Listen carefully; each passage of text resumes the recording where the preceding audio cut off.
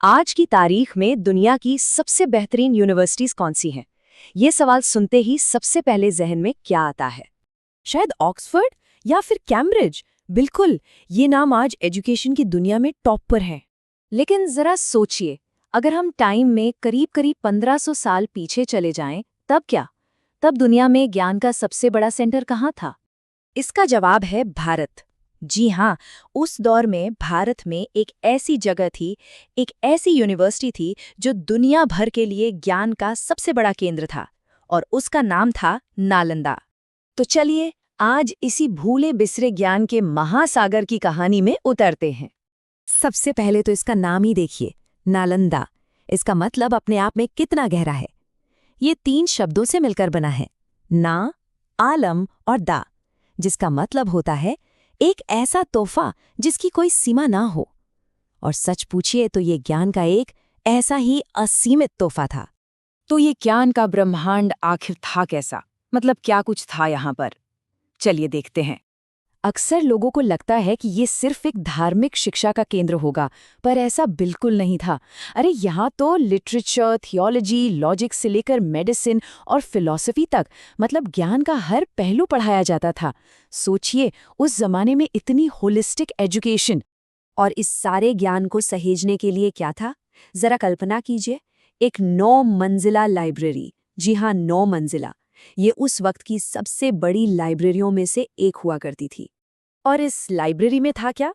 90 लाख, जी 90 लाख से भी ज्यादा किताबें और हाथ से लिखी हुई पांडुलिपियां। ये कोई मामूली बात नहीं है। इस एक चीज ने ही इसे उस समय दुनिया का सबसे बड़ा ज्ञान का खजाना बना दिया था। और ये सिर्फ कोई लोकल यूनिवर्सिटी नहीं थी, ये तो एक ग्लोबल हब था। सोचिए, जहां नागार्जुन और आर्यदेव जैसे बड़े बड़े स्कॉलर्स पढ़ा रहे हों, और पढ़ने कौन आ रहा है? चीन से, म्यांमार से, श्रीलंका से, मतलब दूर दूर के देशों से स्टूडेंट्स अपनी ज्ञान की प्यास बुझाने यहां आते थे। अब सवाल ये है कि इसकी शुरुआत हुई कैसे? तो इसकी कहानी भी बड़ी दिलचस्प है। कहते हैं कि ये जगह पहले एक आम का बगीचा हुआ करता था, जिससे 500 व्यापारियों ने मिलकर गौतम बुद्ध को तोहफे में दिया था। फिर 5वीं सदी में गुप्त साम्राज्य के दौरान इसे एक प्रॉपर यूनिवर्सिटी की शक्ल दी गई, और देखते ही देखते ये एक महाविहार बन गया, मतलब एक बहुत बड़ा बौद्ध मठ और लर्निंग सेंटर। लेकिन जैसा कि अक्सर होता है, हर अच्छी कहानी में एक दुखद मोड़ भी आता है, और बदकिस्मती से नालंदा की कहानी में भी एक ऐसा ही मोड़ आया। सोचिए, जो यूनिवर्सिटी 700 सालों से दुनिया में ज्ञान की रोशनी फैला रही थी, वो 12वीं सदी में एक भयानक हमले का शिकार हो गई। बख्तियार खिलजी नाम के एक हमलावर ने इसे पूरी तरह से तहस नहस कर दिया। इस हमले में नालंदा में आग लगा दी गई, और कहते हैं कि वो जो लाइब्रेरी थी ना, वो 90 लाख किताबों वाला खजाना, वो 1-2 दिन नहीं बल्कि पूरे 3 महीने तक जलता रहा। 3 महीने! एक तरह से कहें तो ज्ञान का वो बेशकीमती खजाना जिसे सदियों से सहेजा गया था, वो बस धुएं में उड़ गया। ये सिर्फ भारत का नहीं बल्कि पूरी इंसानियत का नुकसान था। एक ऐसा नुकसान जिसकी भरपाई शायद कभी नहीं हो सकती। पर कहानी यहाँ खत्म नहीं होती, क्योंकि जैसे फीनिक्स पक्षी अपनी ही राख से दोबारा जन्म लेता है, वैसे ही नालंदा ने भी एक नया जन्म लिया है।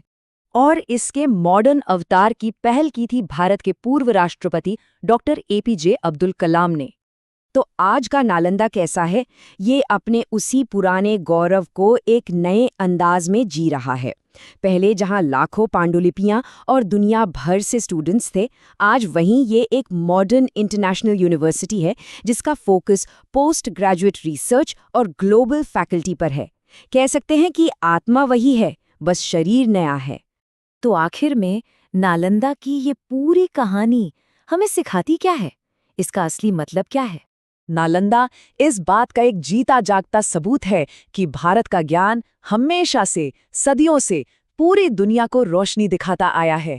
यह सिर्फ ईंट पत्थर की एक यूनिवर्सिटी नहीं थी, ये एक सोच है, एक विचार है जो आज भी जिंदा है। और ये एक सवाल भी छोड़ जाता है कि ज्ञान के ऐसे और न जाने कितने खोए हुए खजाने होंगे जो बस खोजे जाने का इंतजार कर रहे हैं।